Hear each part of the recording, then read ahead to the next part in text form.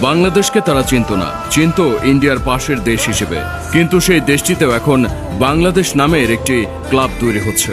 বলুন তো কিভাবে সম্ভব হলো? কোন দেশই বা সেটি? বলছি তাহলে শুনুন। দেশটির নাম আর্জেন্টিনা, ম্যারাডোনা মেসির দেশ। যে দেশের কোটি কোটি ভক্ত আছেন এই দেশে, কিন্তু সেই দেশটি কিছুদিন আগেও জানতো না বাংলাদেশ নামে একটি দেশ আছে। কিন্তু আজ তারা বাংলাদেশকে ভালোবেসে দেশের নামে একটি ক্লাব চালু করেছে, যার নাম দেপার্তিভো দে বাংলাদেশ। জার্সিতে স্থান পেয়েছে বাংলাদেশের পতাকা আর মানচিত্র। কিন্তু কেন এমন সিদ্ধান্ত? কেন বাংলাদেশের নামে ক্লাব চালু রাখার কথা চিন্তা করলো আর্জেন্টিনার মানুষজন? সে গল্প জানতে আপনাকে একটু পেছনে যেতে হবে। তখন 1986 সাল।